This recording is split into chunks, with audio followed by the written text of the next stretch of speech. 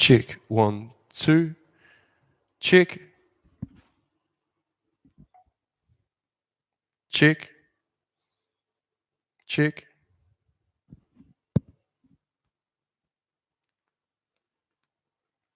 Check.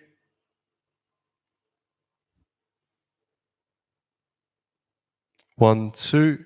Check. 1, 2. Check. 1, 2.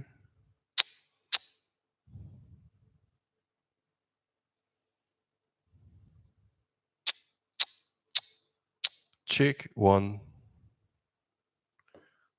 Check. 1, 2. Check. 1, 2. Check. 1. Check. 1. Check. Check. 1, 2. Check. 1, 2. Check. 1, 2.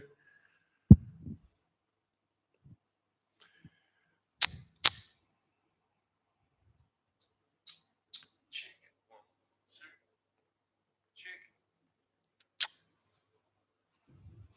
1,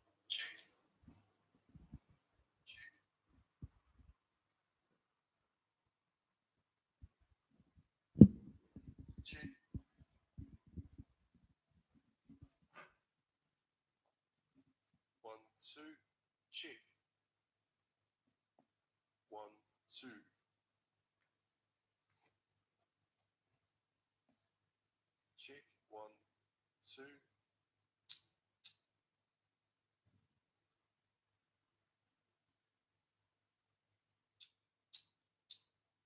Check. 1.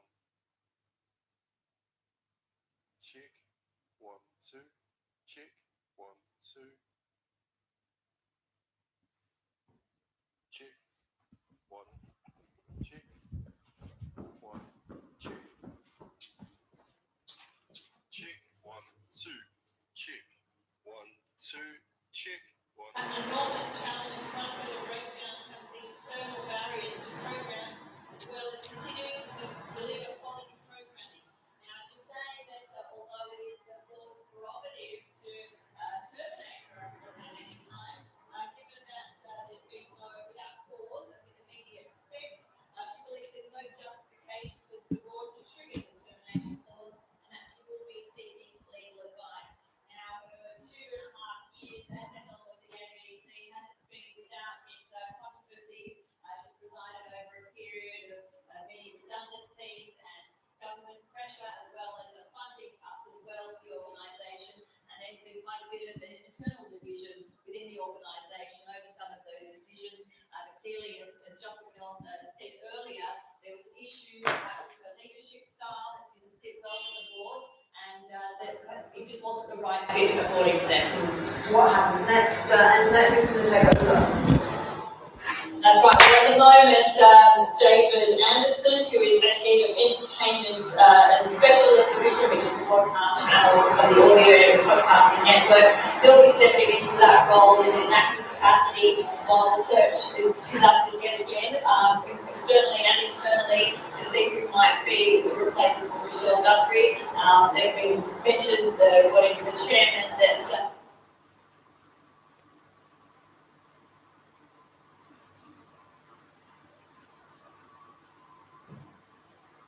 the technological landscape is something that's very important to the organisation. That's why originally they hired Michelle Guthrie, who came to the ABC from Google.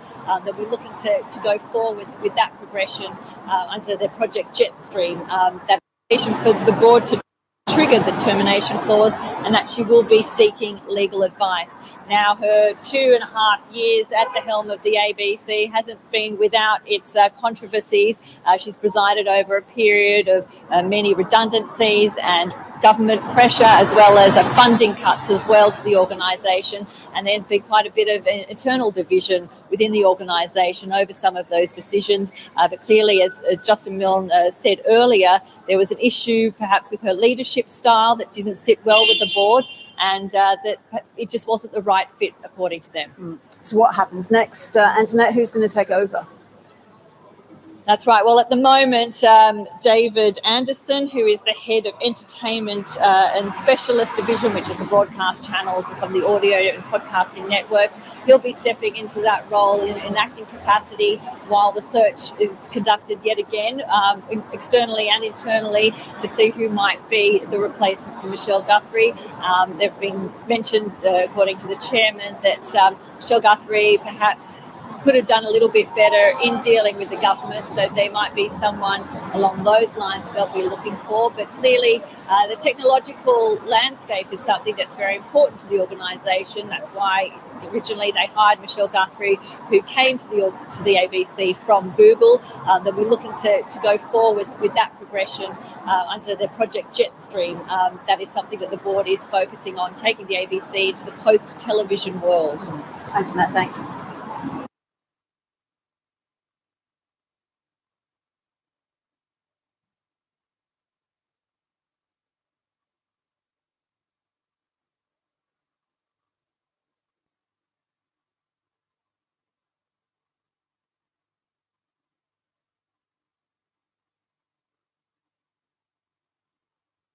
We may not know how to regrow coral on the Great Barrier Reef, but we know the people who do. The Reef Restoration Foundation is establishing a series of coral nurseries to regenerate damaged sections of the Great Barrier Reef.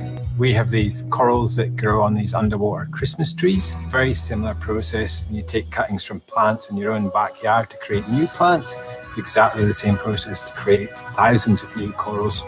It's just amazing. You've just had to put your head under that water and you're in a different world. There's something you can do to help. That gets me out of bed. The NAB grant has helped us accelerate what we're doing so that we can actually start making an impact on the scale of the challenge going forward. The Reef Restoration Foundation is leading the way, and wonderful things are going to happen. What we're seeing is progress. The energy that comes from that really just kind of fuels your optimism that we are going to make a difference. Working with the people who make a better Australia. NAB, more than money. $900 dues to buy us. Are you done? Great. Then let's cut the BS and get real. What? No, nothing's going on around here. It's completely innocent. I What let accent me is that? ring on the side Jamaican? table. Aussies have a pretty distinct accent, and it's one that Hollywood finds hard to imitate. Imitate well, that is. Who do they think I am? Some stupid Aussie drongo? But every now and then we get something like this. Life is sharks. 100 million years ago, when the dinosaurs lay dying, last thing they saw was sharks. Here's Liev Schreiber's own accent for comparison. To be an actor, or I guess to do anything in show business, the first thing you have to be willing to do is make a complete ass of yourself. Not that you did, Liev. So what makes the Aussie accent so hard to do properly? It is really challenging because it's similar to a lot of different accents. It has components of a lot of different accents, and I think that's where people get derailed. Letha McPherson is a dialect coach and the head of voice at the Victorian College of the Arts. I always find it quite pleasing when I listen to accent tapes where one person is demonstrating 17 different accents, and you go, wow, impressive, impressive, impressive, and they get to the Australian and you go, nah. I've not met one American person that can do an Aussie accent. Most likely this one included. To understand the intricacies of the Aussie accent, we have to take a look at how it was born. The Australian accent started more than 200 years ago in January 1788, when the first European settlement landed. Aboriginal Australians were already here at the time, of course, but English was a foreign language to them. The first colonies of Australia mainly came from southeastern England, Ireland, Scotland, and Wales. It was the children of these colonists who would have created the Australian accent. These children had their parents' accents, but also would have been influenced by the other children around them. By the 1830s, these different sounds caused a new and distinct accent to emerge. Even as late as the mid-1900s, you can still hear that British influence. But over time, those traits decreased as people embraced the Australian identity. Over 1 million live in Sydney, and another 1 million in Melbourne. But perhaps the nicest thing of all is this recent innovation by the Commercial Banking Company of Sydney. It's a little card that brings you instant cash. We've been wandering up and down Little Collins Street now for about 5 minutes. And whilst a lot of people noticed I was carrying a gun, what was amazing was very few of them seemed concerned. As far as you're concerned, unless you're scripted, you're useless. Unless you're scripted, you're useless. Sorry, Mr. Keating. Anyway, this constant change has evolved the accent into what we know today as Australian English. So why is it so hard for others to get right? I think it's because of that familiarity. So your brain will always looking for patterns. It's always looking for things that it already knows. Take, for example, Robert Kaczynski. He's a British actor playing an Australian character in Pacific Rim. You two are a goddamn disgrace. You're gonna get us all killed, and here's the thing, Ali. I want to come back from this mission. And it ends up sort of sounding sort of kind of a weird, kind of cockney sort of thing that people do. And you think, that's what your brain is hearing. Your brain is hearing that pattern and then grouping it all together. Compared to something like this. You don't care about me. You don't even know me. There are therapies we know are effective right now, like forsythia, and they don't even appear on the CDC website. Can you imagine the pain they must be in not knowing where I am? Now, before you get all defensive in the comments, no, there is no one Australian accent. There are 3 general groupings of the accent: cultivated, broad, and general. Without spoiling, it ends with possibility. And here's this bloke from the bush up in Beerwah, Queensland. But nowadays, those definitions aren't really adequate, as we've shifted towards a more general accent. A better way to group the accent would be Standard Australian, Aboriginal English, and Ethno-Cultural Australian English. Sometimes we take those things for granted. Helen picked a good spot near the water and spent the morning surfing and relaxing in the sun. That last one reflects the fact that everyone has an idiolect. Your own accent is shaped by the history of where you've lived and who you've grown up with, so we all sound a bit different from each other. But there are plenty of common traits. And you learn over time in Australia to talk without moving your top lip. Because if you open your mouth, the flies go in. Maybe because he's a New Zealander, but that's not quite right. The back of the mouth at least should be really open. So you can feel like you're almost sitting on the edge of your seat, looking down a little bit, like you're feeling like you're looking over the edge of something. And that's going to lift your tongue up at the back and give you that warm kind of bright quality that really distinguishes this accent. You don't hear a lot of Australians sort of talking like that. You don't hear that kind of dull, what we call a D-nasal sound. Australians are much more likely to have a level of nasality. If you're aware, we all go up at the end of every sentence because we're all too insecure to actually make a statement.